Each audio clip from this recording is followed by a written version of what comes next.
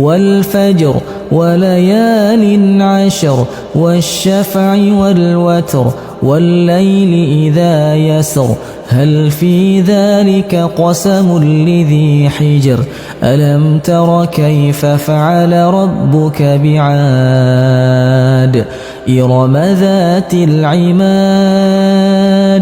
التي لم يخلق مثلها في البلاد وثمود الذين جابوا الصخر بالواد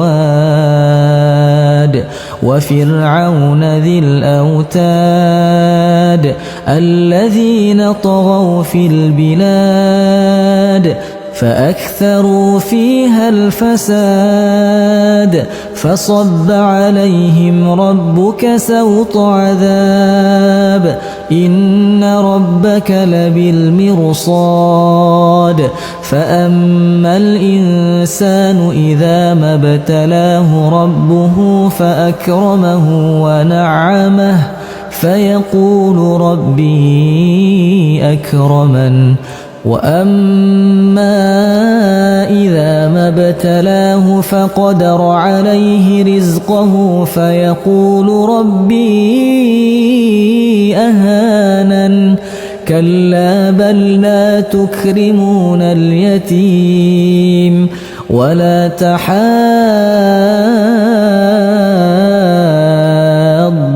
على طعام المسكين وتأكلون التراث أكلا لما وتحبون المال حبا جما كلا إذا دكت الأرض دكا دكا وجاء ربك والملك صفا صفا وجيء يومئذ بجهنم يومئذ يتذكر الإنسان وأنى له الذكرى يقول يا ليتني قدمت لحياتي فيومئذ لا يعذب عذابه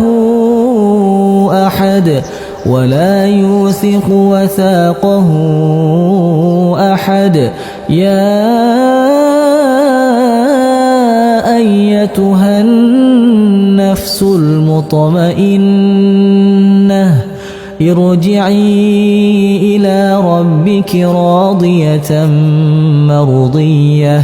فادخلي في عبادي وادخلي جنتي.